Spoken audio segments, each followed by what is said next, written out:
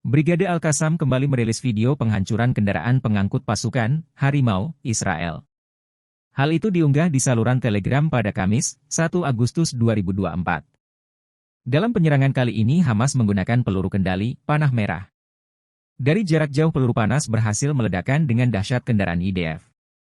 Terlihat dalam video tersebut pejuang terlebih dahulu meneropong target. Sementara dua pejuang lainnya menganalisis target sebelum akhirnya diserang. Tak berselang lama peluru panas ditembakkan ke arah kendaraan IDF hingga tak tersisa. Belum diketahui pasti terkait keberadaan tentara IDF dalam kendaraan tersebut. Adapun insiden ini terjadi di dekat Burj Al-Hussam di lingkungan Tal Al-Sultan, sebelah barat kota Rafah, di selatan jalur Gaza.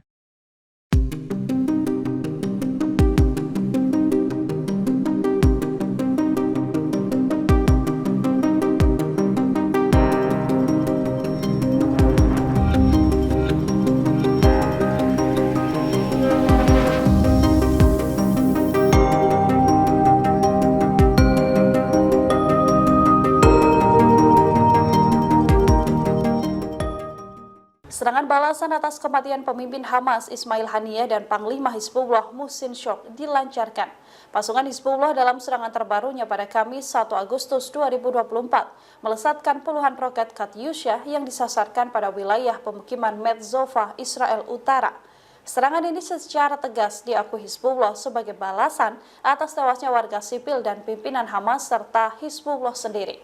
Serangan ini adalah kelanjutan dari tembakan roket Grad militan Hizbullah yang sempat menyasar kota selatan Syama.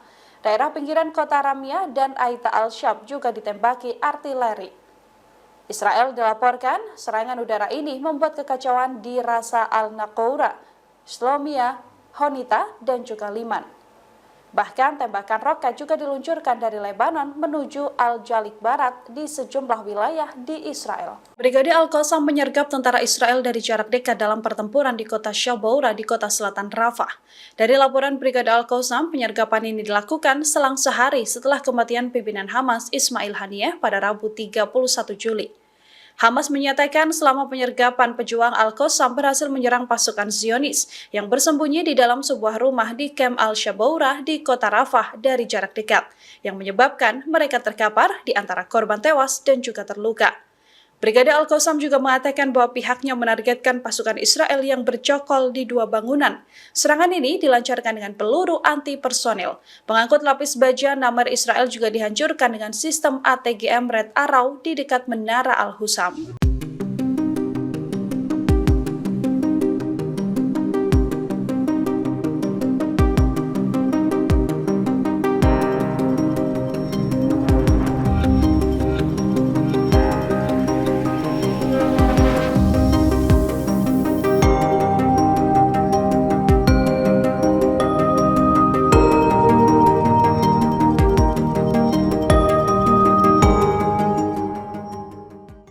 Sekretaris Jenderal Hizbullah yakni Hasan Nasrullah memberikan ancaman keras terhadap Israel. Nasrullah menekankan Israel akan banyak menangis setelah serangan yang menewaskan Panglima Hizbullah yakni Fuad Shukr dan pemimpin Hamas Ismail Haniyeh.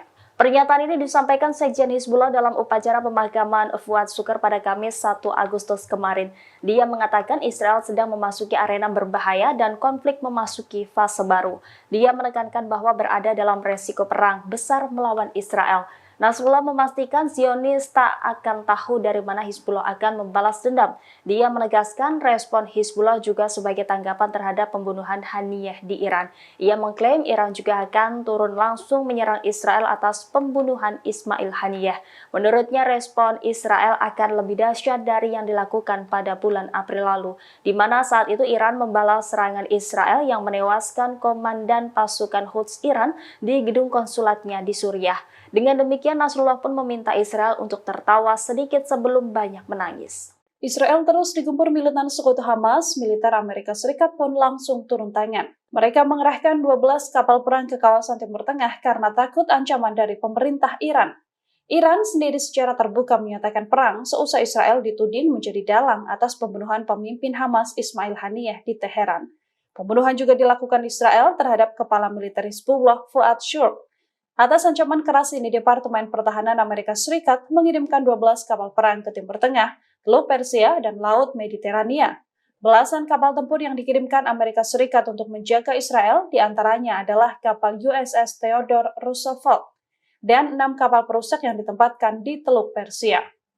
Dikirim juga 3 kapal pendarat dan 2 kapal perusak dilengkapi dengan 4.000 marinir dan pelaut yang disiagakan di kawasan Laut Mediterania bagian timur. Dengan ikut campurnya Amerika Serikat atas konflik Israel dengan sejumlah milisi di Timur Tengah, Iran sendiri menyatakan akan melancarkan serangan ke sekutu Israel, termasuk Amerika Serikat dan juga Inggris. Balas dendam kematian pemimpin Hamas ini ditandai dengan banyaknya serangan dilancarkan ke Israel. Jalur darat Israel juga menjadi lautan api karena kebakaran terjadi di mana-mana.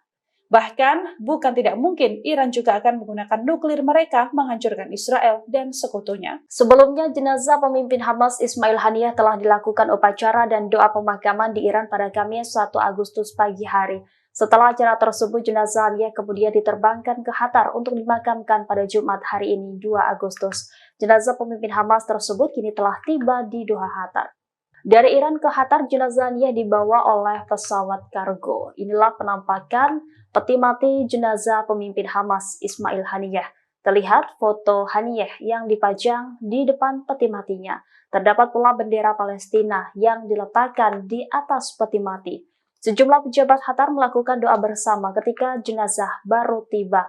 Adapun sholat jenazah untuk Haniyeh akan digelar selepas sholat Jumat di Masjid Muhammad Ibnu Abd al-Wahhab yang berada di ibu kota Qatar.